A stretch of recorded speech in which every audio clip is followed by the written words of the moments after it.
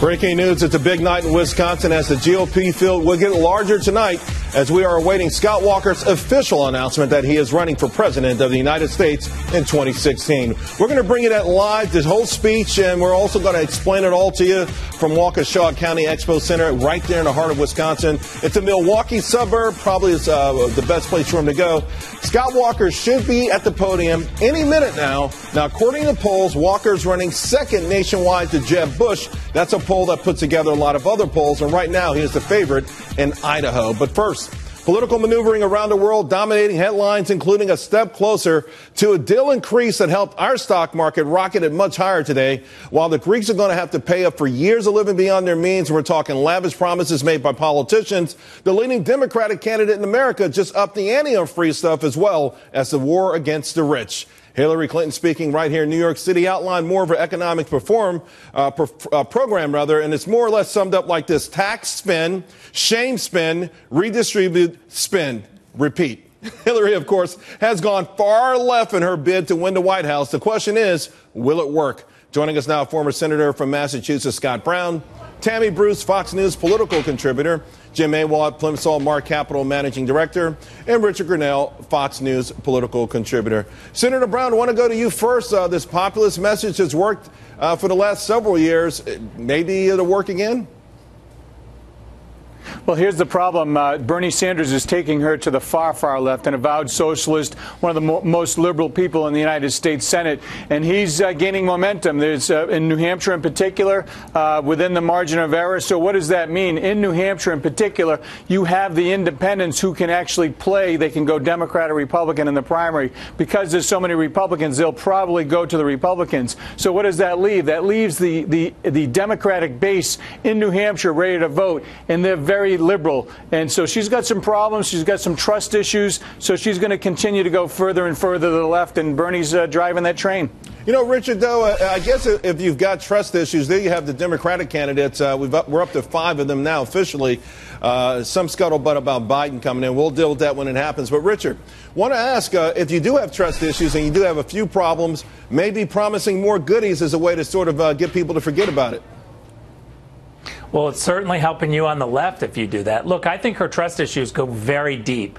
I think the Democrats have a problem if they just let Hillary sail through without really being tested. She needs to change her message. It's not good enough to sit in front of a camera and literally lie to CNN and then come back and pretend like you didn't lie, Richard? And then move on. What was the lie that you're referring to?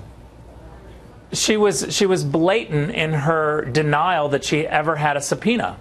She had a subpoena. They've produced multiple subpoenas to show that she's just not telling the truth. And so literally, I think you cannot have a candidate that can stone-face lie and then pretend like nothing happened and want to move on. She is trying to move on. She's roping off the press and pushing them back. She's literally hoping, and I think the media are going to play along for a little while, but she's hoping that Democratic voters will just forget about all of her stumbles and move on. And I think that that's a risky bet on her part.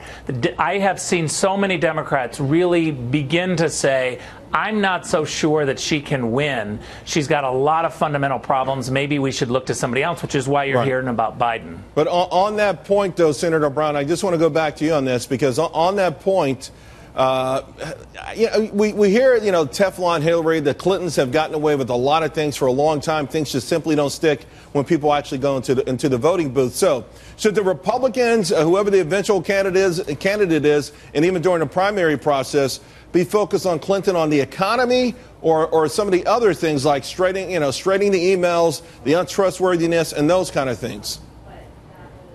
Well, I think it's a combination approach. Her actions as Secretary of State, I think, have led to a lot of the problems we see throughout the world right now. Her lack of trustworthiness, being out of touch. More importantly, she gave a speech and she was hammering Wall Street, hammering banks. Well, with all due respect, her husband profited by giving a major speech. She owns stock in the very bank that she was hammering. And then she's also, attacking, yet she was a senator from New York who was in very tight with Wall Street and continues to be tight in tight with Wall Street. So she's got some, as was referenced earlier, some real trustworthy and credibility issues. But once again, she will be I think, the ultimate nominee. And I think the Republicans will be ready for her because they will be tested and vetted. You mentioned some of the things she talked about today. I wanted the audience to take a listen to some of the things, to your point, on the banks and corporations and profit sharing, because this one, to me, was really, really important. We need new ideas as well. And one that I believe in and will fight for is profit sharing. Hardworking Americans deserve to benefit from the record corporate earnings they help produce. So I will propose ways to encourage companies to share profits with their employees. That's good for workers and good for businesses. All right, guys, remember, in about 10 minutes, Governor Walker is going to launch his campaign. But in the meantime, there you go, a huge crowd waiting. I understand there's a tremendous amount of excitement there. Remember, at one point, not too long ago, Walker was leading in the polls, but he was the unofficial candidate. He makes it official on our watch. We're going to discuss it before and after. I want to go to you, Tammy, on the comments that Hillary made, though, and the idea of profits, sharing profits. Now, I've always said these welfare utopias eventually run out of money. We saw what happened in Greece. They ran out of money. And really, realistically, we've run out of money in this country to run the welfare utopia the way we have. Sure, you can tax the rich a little bit more, but the idea that these things are expensive, 45 million people on food stamps, welfare, record amount of people not working in this country, costs a lot of money. The only place you've got a big honeypot of money like that is corporate America. You think of the American public, maybe could be talked in, seduced, cajoled, if you will, to give her the power to take that money from Wall Street. Well, now look, and this is what was ironic about her statement today, is that she referred to other industrialized nations being able to do this, effectively referring to Europe. We've seen what that does. This was the gall of what she is doing. I want, and I think people want, a vision that takes us into the 21st century. She struck us back to the 30s. I mean, this is not a new idea. This is not some new vision. This is the oldest, most socialist vision you can come up with. It has failed everywhere. It destroys cultures. And she thinks that this is what we're going to want for the next century. She's got another thing coming. All right, we'll see. Jim, real quick. Yeah, I think, unfortunately, it's easy to sell to people that the fat cats have done well, and we're going to take their money and give it to you. That's the sad thing. What the Republicans have to do is come out with a message of growth and opportunity. But a lot of your friends on Wall Street are backing her. Some of these rich people on Wall Street, the limousine liberals, they believe she's just saying this, but she'll govern a different way. Because she is the least liberal of the announced Democratic candidates, so that's why they're doing it. They said the same thing about Obama. Don't believe what he says. He's just pretending. Well, we should believe them. All right.